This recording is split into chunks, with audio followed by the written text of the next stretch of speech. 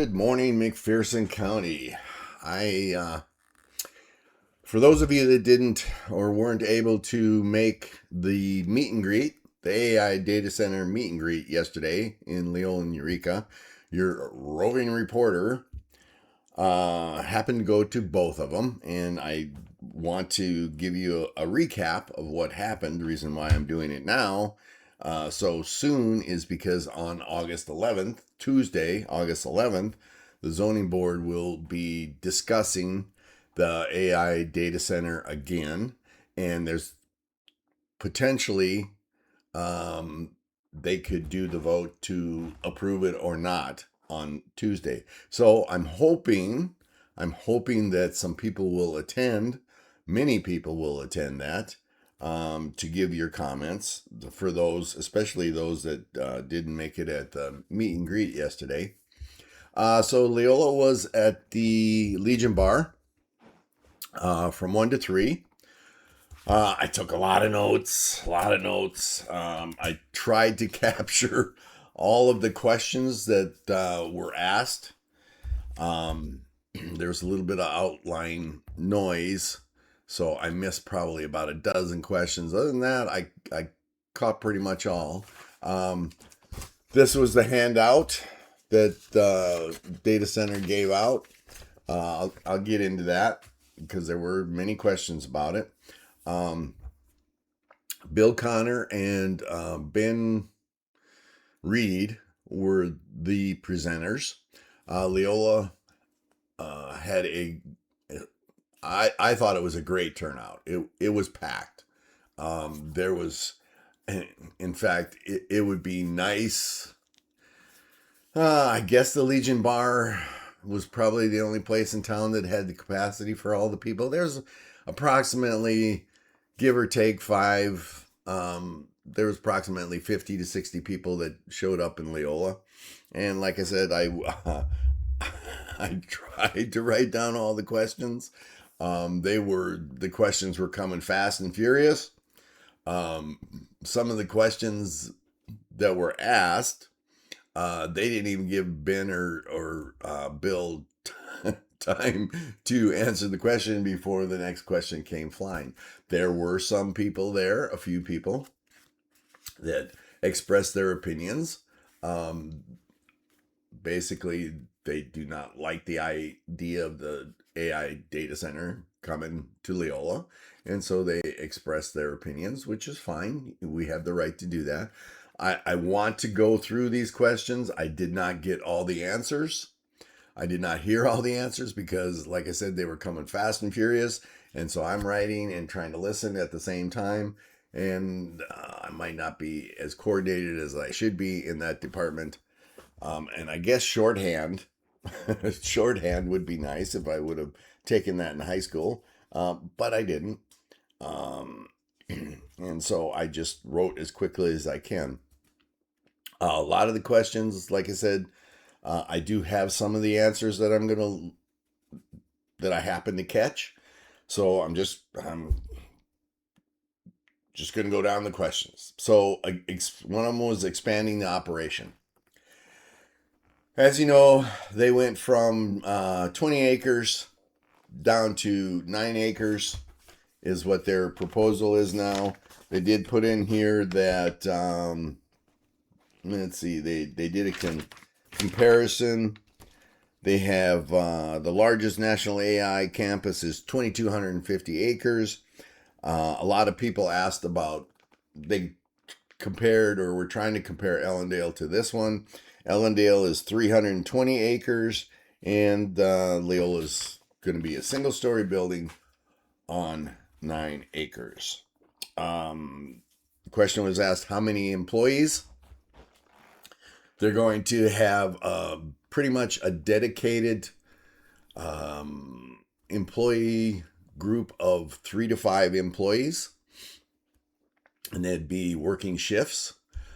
They expect to have around between 25 and 30 construction workers at the site. Question was asked, how long will it take to build? Once they start, if they start, they're looking at completing it fall of 2027 or spring of 2028, approximately 8 to 9 months to build. Question, generators running full time. From what I understand, the generators would only be running during a power outage. Question was asked, are they going to be using Valley Fiber or satellite? They weren't really sure at the time of that question, but after further discussion, everybody seemed to think that they're probably going to be on Valley Fiber. Use of water, only 400 gallons a day. So in this pamphlet, they said that the initial intake to fill the system up would be 40,000 gallons. And they say in here that they're going to be operating at about 400 gallons per day. Basically, and they put in here basically the same as a household of 4 people. There's more to this question. I'm going to leave that to the Eureka meeting because, yeah, I'll just leave it at that. Is it going to use web water? Interesting enough, and I'll be bringing this out more. One of the things, or a lot of the things, some of the things, they weren't quite clear on. Basically, they're at this point now in the process, and there's still some things that they haven't made final decisions on. Hopefully, I'll point it out from the other questions, but one of them was water. They, at this time, do not know where they're going to get their water from. They did come out and say that they're not going to dig a well. They're not going to get artesian water.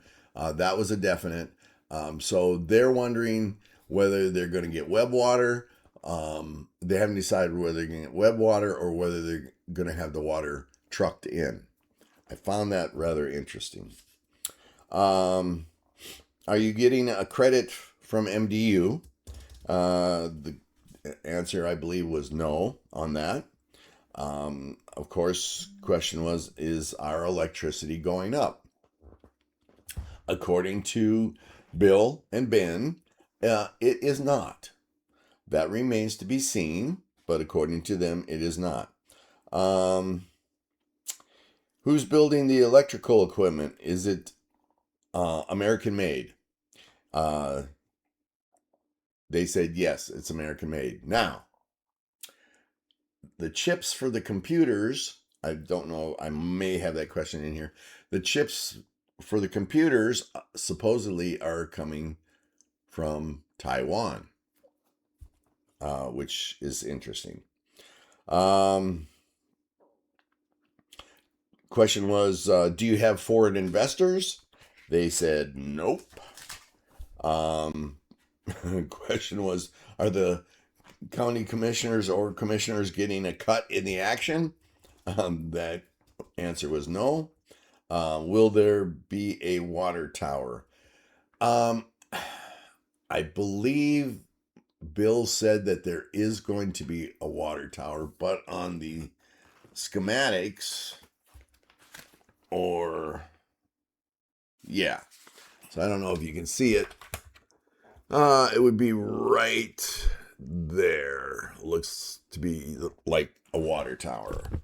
Okay. I asked the question, how do you choose the site? You got the substation out here at Leola, and then you've got a substation north of Eureka. How do you determine the site? And I also ad-libbed and said, it appears that most of these sites are being chosen next to either housing developments or small communities. And they basically their basic answer was, we just base it on what we see the substation that will fit our needs. Who's using the data? Oh, I jumped ahead. Sorry. How are you paying taxes? Um, so, from what I understand, they will be paying sales tax on everything that they purchase. And I believe they said they would be paying property taxes as well.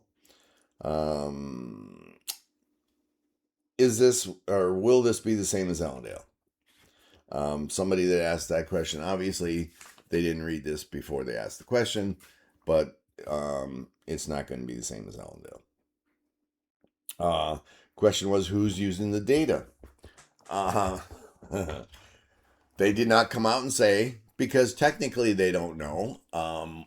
What happens is once they build it and they get the computers up and running, then the business could come from anywhere. Whoever requires AI assistance or AI data or whatever, um, that's going to be their clientele. Um, when does the 3.5 million bribe payout happen? Basically, once they get to, I think they said 2 kilowatts, that's when the payout begins. I'm hoping that I remember this question because no, I'm gonna tell you now. So there were some questions that came up, and this is very concerning.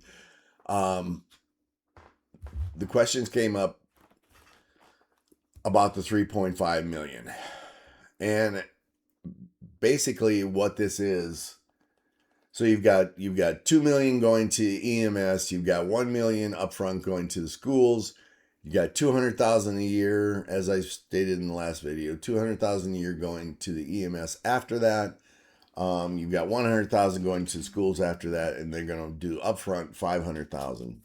In fact, in their little brochure here, it says by the time all is said and done, um, they will have contributed between 8.5 million to 13.5 million to McPherson County. But here's the issue. Since this is a donation, and a lot of what was brought up and concerns is why this money isn't going directly to the people, for property tax relief or whatever the case may be. They can't funnel it into the county that way. So this was their next best thing, I guess, is to donate it to the EMS and the schools. The only problem with that, and this was tossed around, and not everybody's sure about it, about the procedures, the rulings, the laws, um, is the concern is that the state is going to grab that 3.5 million, and then what the hell are they going to do with it? Are they going to use it for their pet projects or what? Obviously, if the school gets the money, the school board will determine what they're going to do with it. So that's a big outlying question that nobody has the answers to, and Bills did say if this is true, that that there's the potential for the state to grab the money, that he says they're going to check into other avenues of trying to get it to the whole county. More uncertainties.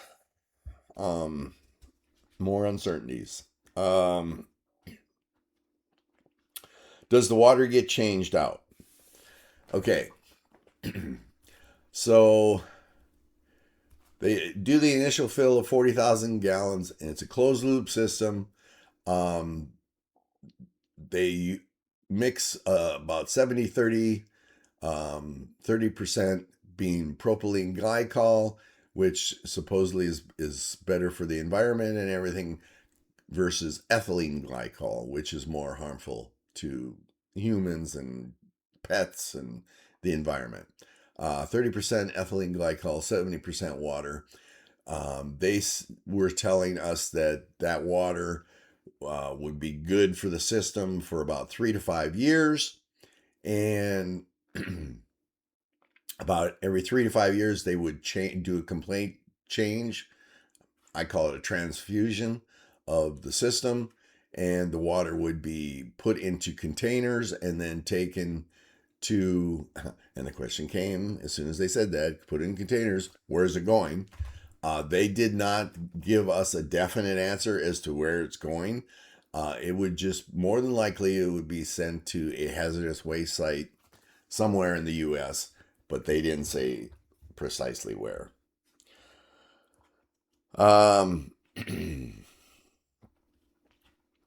People were concerned. Somebody brought up that, again, about the water concern, and if they're going to be utilizing web water. A farmer or rancher said that, hey, I've got cows that I've only get so many gallons per day. With web water, you only get so many gallons per day.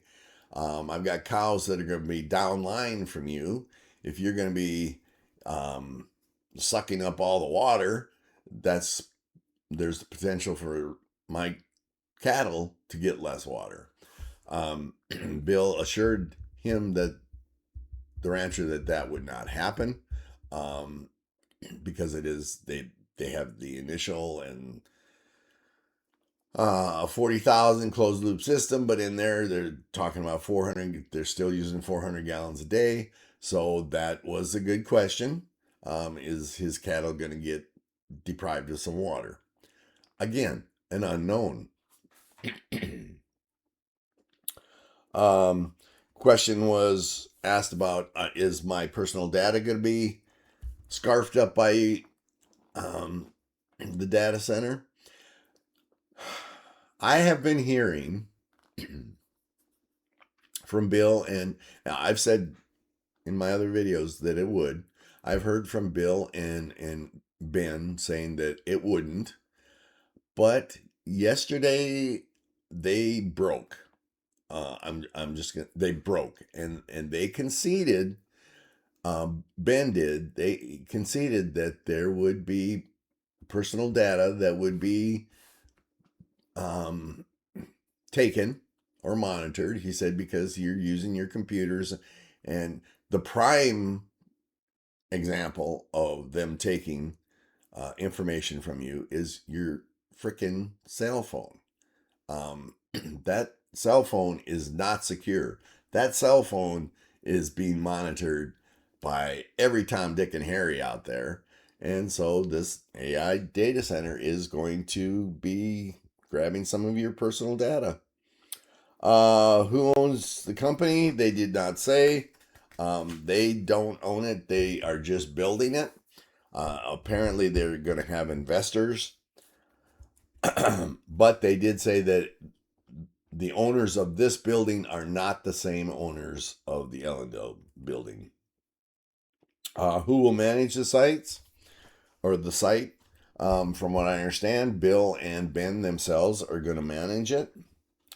Doesn't mean that they're going to be at the site. They can manage it remotely. Question was, will the roads be as bad as the ones up by Ellendale? Well, that particular road that goes to Ipswich, was it 47, I believe? That road sucks as it is. Are they going to make it worse? They really didn't know. Are they going to fix it if they make it worse? They didn't say. Again, more unknowns. Will it be expanded if you sell it? Okay. So this is something that has not been brought up. I guess the Ellendale one, the original company that started the project, did sell it to another company. So the question was, if you sell it, once you start it up, if you in the Leola site, are you going to sell it? Is there potential to sell it?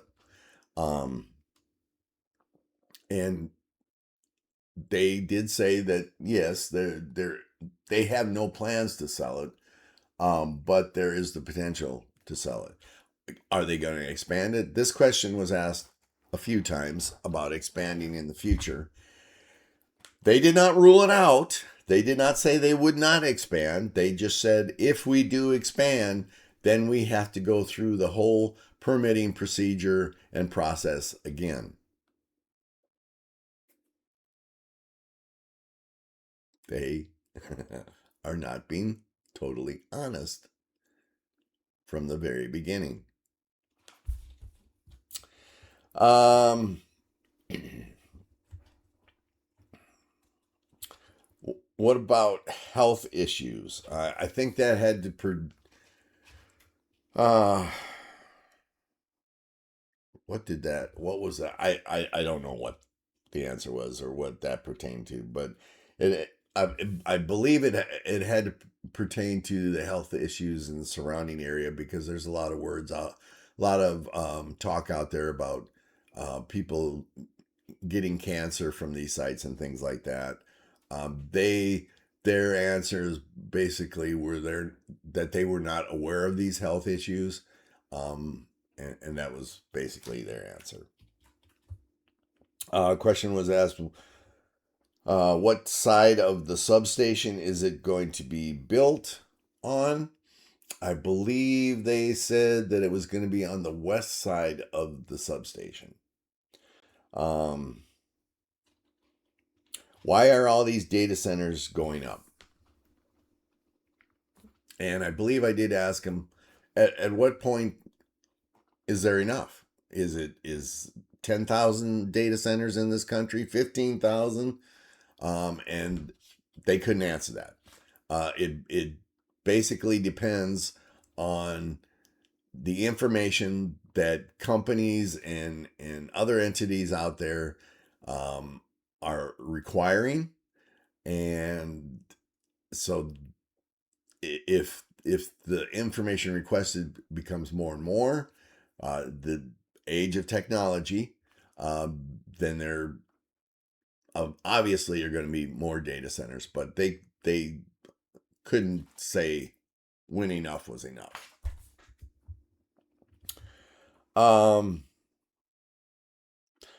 Question was asked, do you get any subsidies?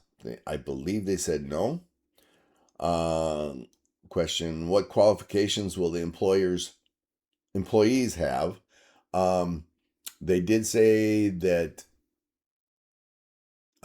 basic from what they said, the qualifications were rather low. In fact, they were saying that the employees don't need to have a college degree.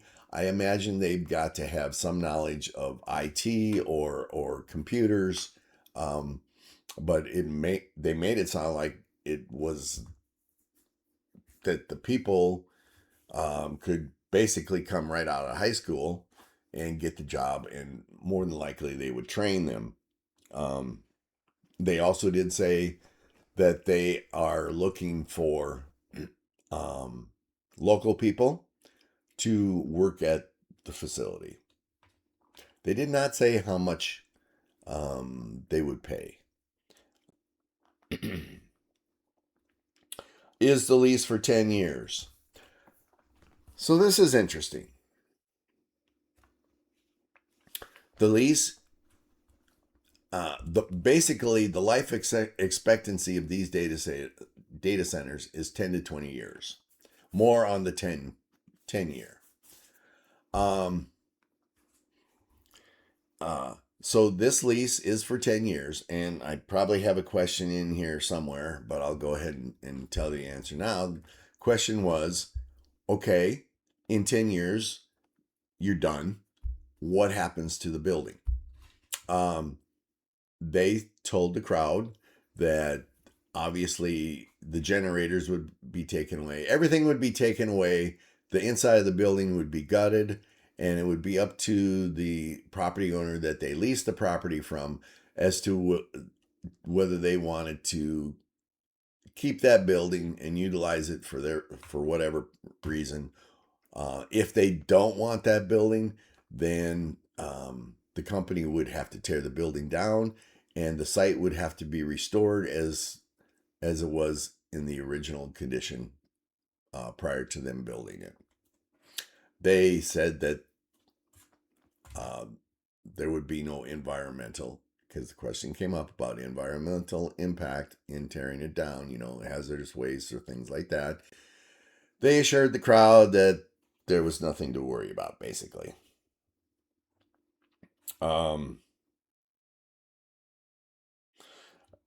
It was brought up. Bill Connor was cornered, and he was asked if he had a law degree. He said, I don't practice anymore, but he does have a law degree. It was then asked what firm he worked with. He did not divulge that information. Let's see, I answered that one already. What about housing for employees? From what they were saying, the site is going to have living accommodations. And this is why they're looking for locals, because housing will obviously be already established for those individuals. If they don't get any locals, then the employees will either have to find permanent residence somewhere. But he did say again that there are going to be living accommodations on site. I might have it in here somewhere. On the building itself, somebody mentioned something about, we really don't want an ugly building around here. Apparently, and it's on the pictures, right there, right down there. Apparently, they are going to make it a steel building.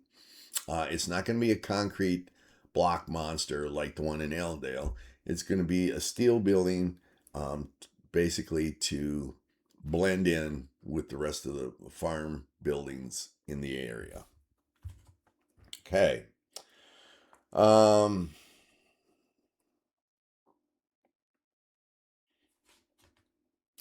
Somebody asked a question about if they have any affiliation with Summit Carbon Pipeline. They said no. There was a question about where they're going to get the water. Another question about that. I already went through that. Question about what about the tonal sound and effect on cattle. They couldn't answer that question. They're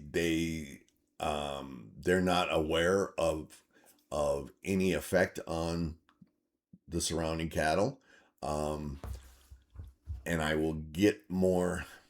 No, I'll go ahead and mention it now, because this question was hit hard by Miriam Callis at the Eureka meeting. This issue of tonal, it's not the same as decibels. Supposedly, the decibel level is, the county ordinance is no higher than 55, and they're going to be around 45. So the decibels they feel is going to be at an adequate level. But again, the tonal noise, this is the noise that we don't hear. This is like reverb, vibrations, sound waves, things like that. The stuff that you don't hear, you don't see. And there are reports out there that it is affecting cattle. Again, this is another unknown. They said they're not aware of the tonal noise damage. They have no way at this time to measure it, what it's putting out. They said the only way they can measure it is once the system is up and running. Of course, Miriam said, yeah, well, then we're basically out of luck then, aren't we? They reassured the crowd that if built and there is an issue with the cattle as far as stillborns and things like that, that if it can be proved, they would compensate the ranchers. Now, it was then further brought out that, okay, that's fine, but what about the issues with people potentially getting cancer from this? It was also brought out that there's, I think in Wisconsin, that there's a lady. A lady, I'm trying to remember. So much information flew at me yesterday. A lady in Wisconsin um, has a pacemaker, and it was either a power line, power grid, or data center or something like that that got parked next to their farm, and it was affecting her pacemaker, and so they literally had to pack up and leave and sell the farm because of it. So this question was raised, what of this? I mean, there's not a lot of people around the site, obviously, but if it causes cancer and stuff, how are you going to compensate that? And of course they said, obviously we can't, but okay.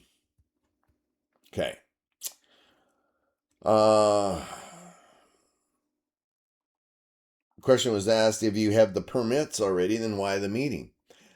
They actually don't have all the permits yet. There's 2 dockets with the POC. They did not get into the dockets, but the dockets basically deals with MDU or FEM and where they're going to suck the energy from. Let's see what happens after the 10 years. I already said that. Is the building concrete like Allendale? I already said that. Drainage plan. I already went through that. Can money be given to Leola instead of the county? And I kind of went over that. That is a big issue. I have to go back. That is a big issue because they do this donation, and the state grabs this money. Then the citizens of McPherson County are SOL, I guess.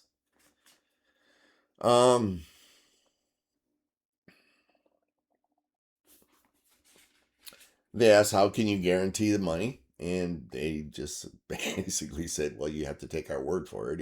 It's written in the deal.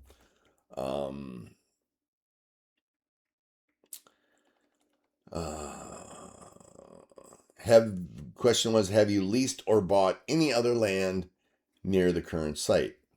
I believe they said no. Question was, any plans for another building in another county? Whether they were telling the truth or not, they said no. So those were the questions that I caught in Leola. There was a lot of sideline stuff that I didn't catch. Again, there's a lot of chatter between people going on, so I didn't catch everything. I did find it interesting. We had, after the meeting was over, I did find out that there was one individual that showed up to the meeting that wasn't even aware that the data center was being built. I guess he doesn't watch my videos. That is amazing to me. That is amazing to me. Okay, so anyway, that was the meeting in Leola. So then the meeting took place at the what was that place called? The Prime Time Bar and Grill in Eureka. That was from 5 to 7. So I headed over there and to see what the turnout was going to be there and what questions were going to be asked there.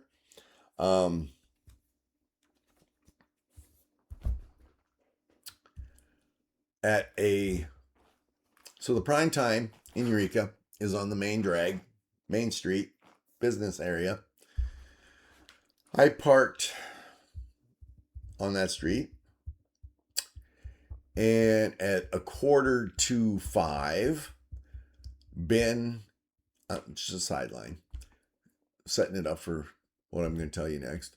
A quarter to five, Ben and Bill showed up and went into the bar. At 10 to 5,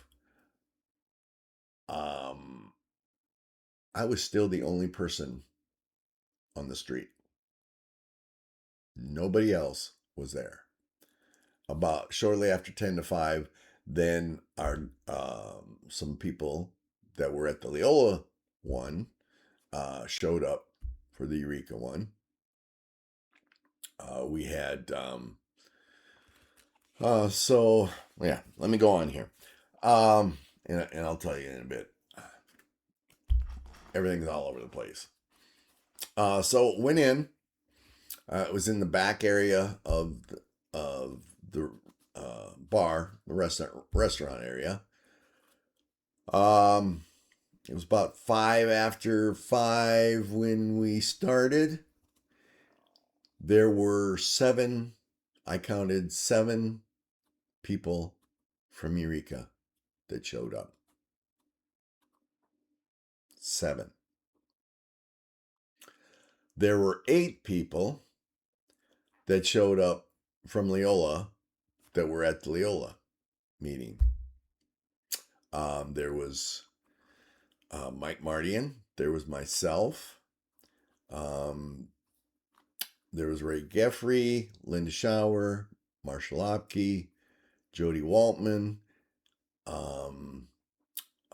Miriam Callis couldn't make it to the Leola one because she's doing farming.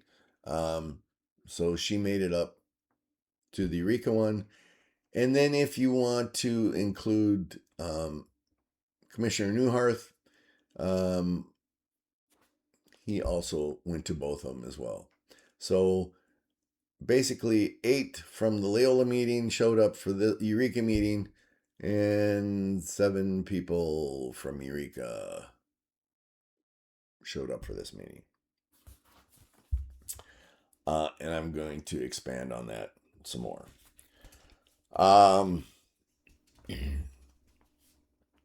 The bulk of the questions came from the people that attended the Leola meeting. Miriam Callis, she came with the questions, and the bulk of the questions came from her. The Eureka folks, there was 2 ladies there. I did not catch their names. I was going to do that, and I didn't. They asked about 6, 7 questions. In fact, it was supposed to go until 7, and we pretty much packed it up at 6:30. People just ran out of questions, I guess, and so there was a lot of side talking going on. Some of the questions for the Eureka: life expectancy of the data center. I've already explained that. Length of time to build it. Explain that. How do you market the data collected? That was basically, they have their ways of marketing, get the word out. They did not divulge their marketing plan.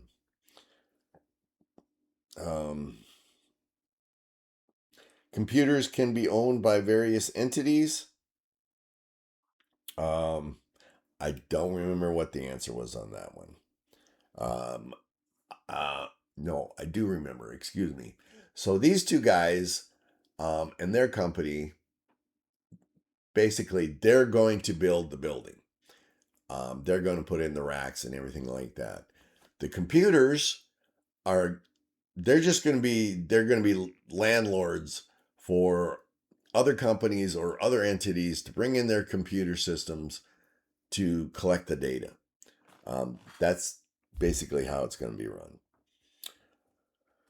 Are these data centers collecting intel about us? this is when I said Ben basically this meeting was basically with Ben didn't want to, but he basically admitted that yes, they are collecting. Um, let's see. Um,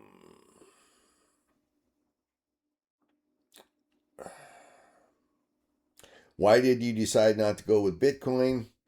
I didn't catch the answer on that, but basically they said it didn't it wasn't advantageous to their plans. Um, I said this earlier. Where are you going to get the chips from? They're going to get them from Taiwan. Started at 20 acres and now you're down to 9. Why? They basically said that after further review, based on the amount of power they're going to be sucking from the substation, that they felt that um, this was the size that they could live with instead of the bigger one. What about electricity? What if the power goes out? That's what their backup generators are going to be for. Um, what fuel is utilized for the generators? They said diesel.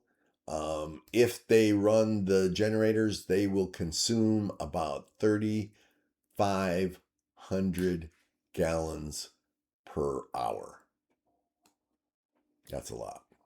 That's a lot.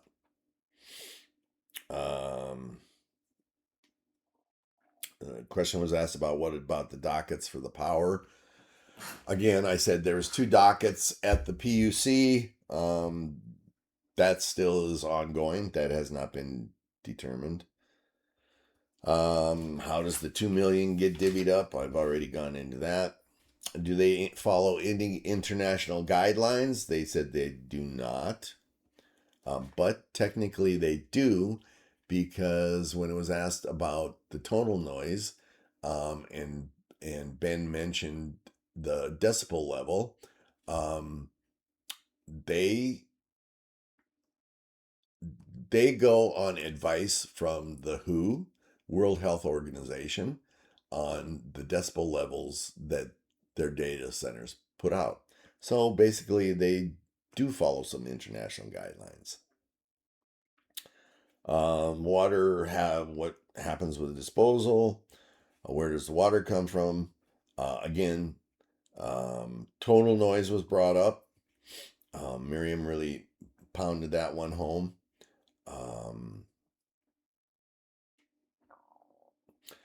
Question, with quantum computing, aren't these data centers already outdated? Basically, Ben's answer to that was the data centers aren't outdated, but like any computer system, like your phones, like everything else that have chips and just technology in general, that does get outdated, and so they're in a constant mode of updating. Where does the upfront money come from? And they basically are taking out loans. They get no tax credits. They're not getting any money from the state. That was asked. Is financing foreign? They said it was not.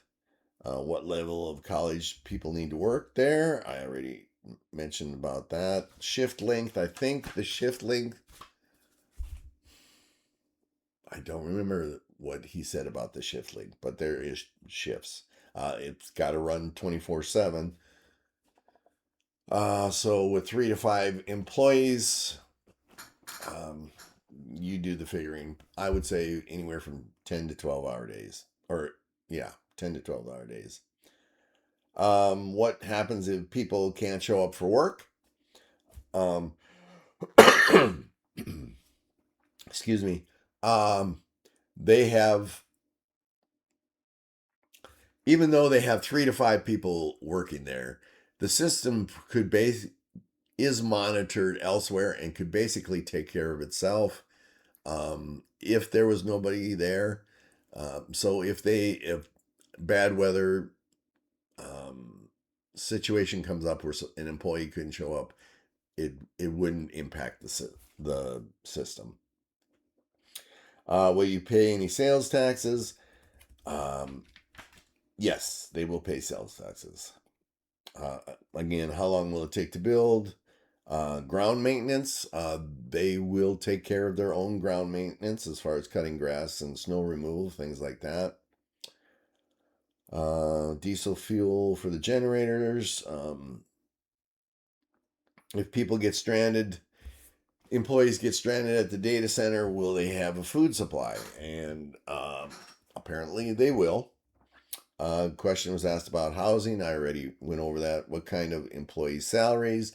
They just said it would be comparable. They didn't pinpoint the salary, but it would be comparable to the area. Then it was asked, do they supply employee insurance? They said they do, and they have full benefits. So that was the end of the questions. It was easier to catch the questions in Eureka because there was less people. So I could keep up.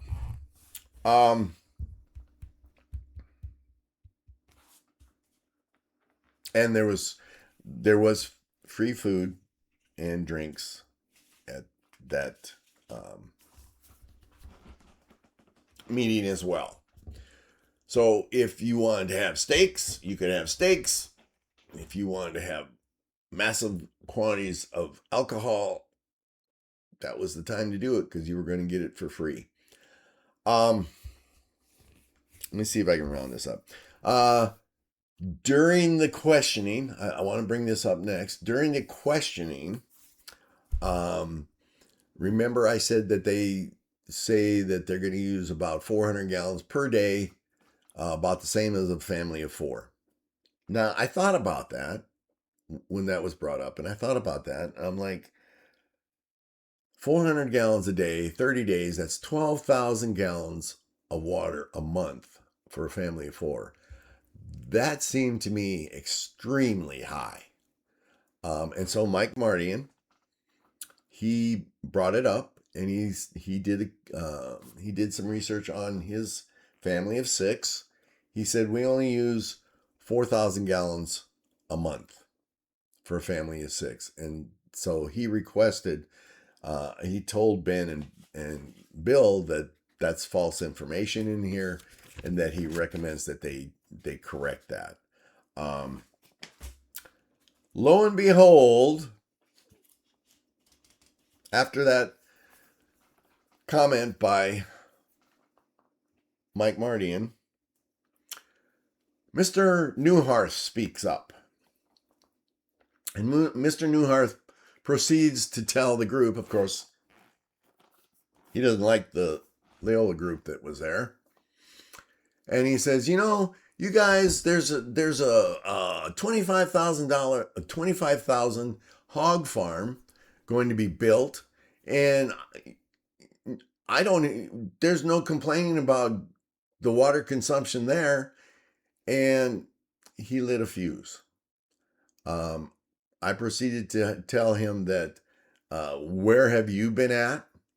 There are many complaints about that 25,000 head hog farm, and water usage and water drainage and manure seepage into the groundwater is all an issue. Obviously, you either have your hands over your ears or whatever, but for him to even come out and say that, but it was a hit at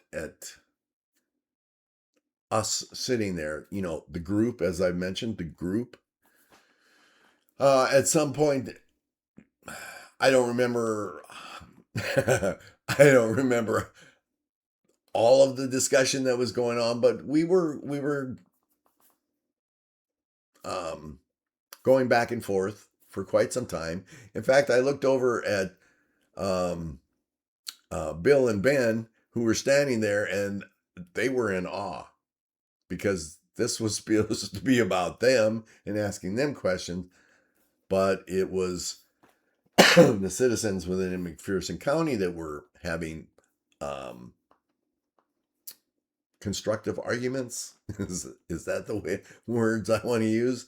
Um, and another point, Commissioner Newharth brought up because it was I don't know, I don't even know how it got mentioned or how it got started, but he brought up the fact, well, there's just no people that come to our meetings to get informed.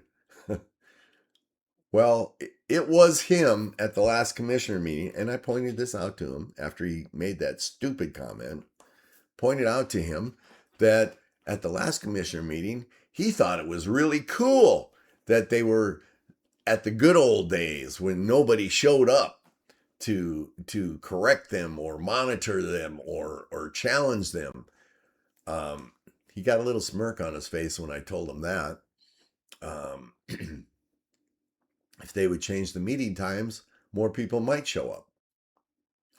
Yeah, so this conversation, this back and forth conversation, um, went on for, I'd say, about 10 minutes. As I said, Ben and Bill were standing there. They were in awe as this was, but this is crap that we have to constantly iron out all the time. We are not allowed, excuse me, we are not allowed to challenge the commissioners. We're just supposed to, this really irks me. We're just supposed to shut up, not say a thing, not challenge them, let them make the decisions, and that's the end of it. And so, yeah, tempers flew a little bit yesterday. And rightfully so, because we have to constantly put up with this bullshit from the majority of our commissioners and their disdain for us.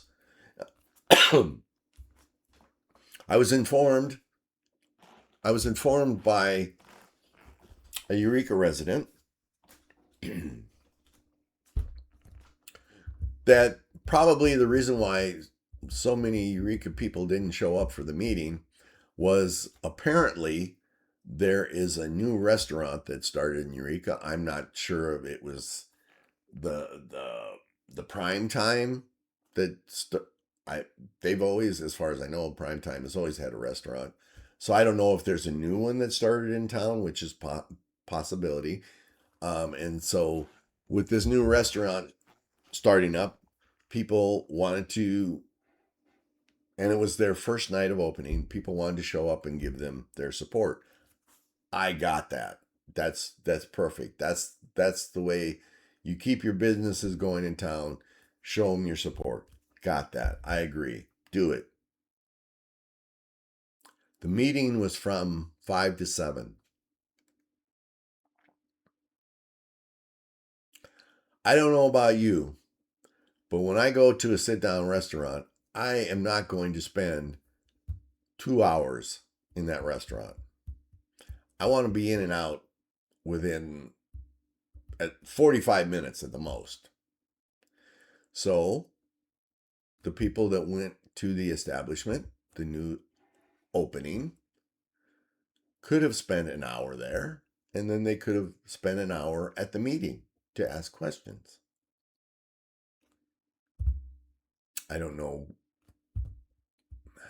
Was that an excuse? I don't know. That's just my observation. Also, I found it rather odd that when I left the meeting at the bar there was approximately 20 people, or 3 times the amount of people that were at the meeting, sitting in the bar eating supper or dinner or whatever word you use for that meal, why did they not come to the meeting? If they would have came to the meeting, they would have got their meal free and their drinks free.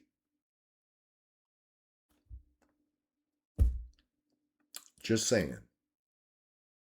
7 people showed up, approximately 21 people in the bar when I left that could have showed up for the meeting. Again, there was a lot of unknowns. Where to get the water, things like that. The tonal noise. A lot of unknowns. Now, I will admit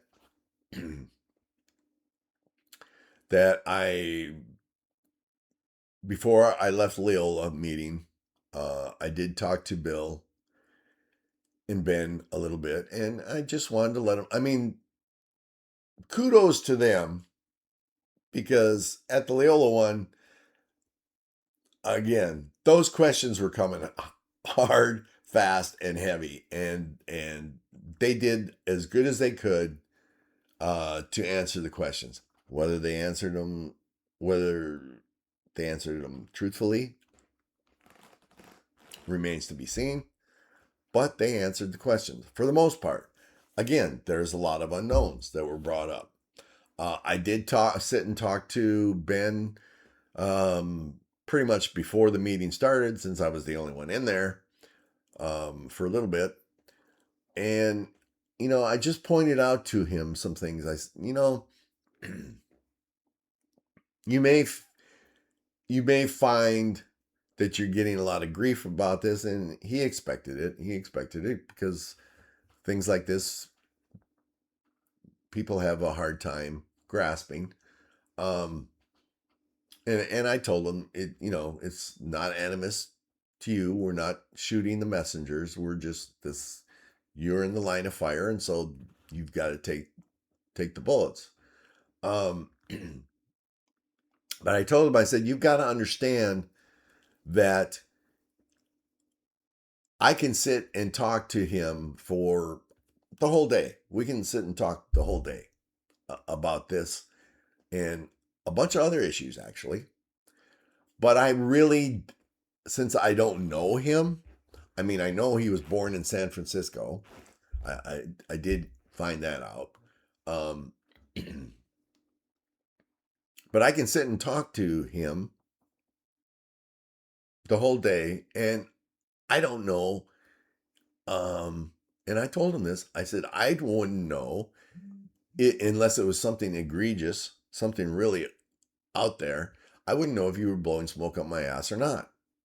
And he agreed. He said, that's right. That's fair. And that's the way it is throughout the country. Trust in companies, organizations, some people, politicians, institutions, the trust factor is starting to go out the window across the country. And I'm like, yeah. So I don't know where I was going with it. I just wanted to let them know that basically you coming in here, you're a used car salesman, you're trying to sell us your goods, and you're going to get pushback, and we just don't know how to process all this information as to whether it's true or not. Like the 400 gallons, the total noise, things like that. So he agreed. And we left it at that.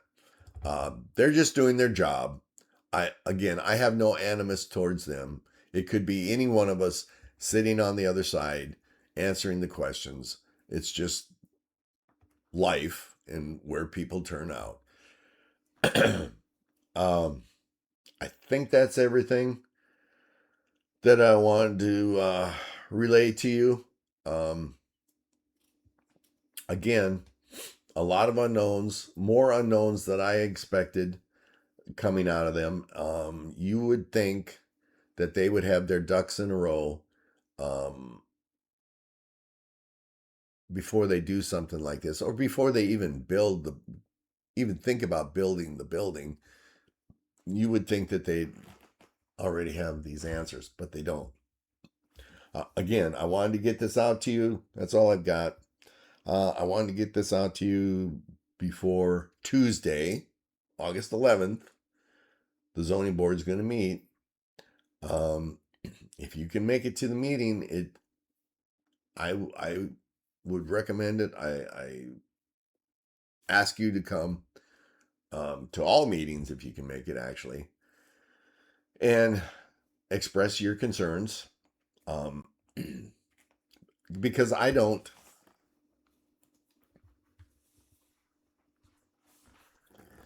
would like people to show up to the meetings for basically two reasons. One, to keep informed.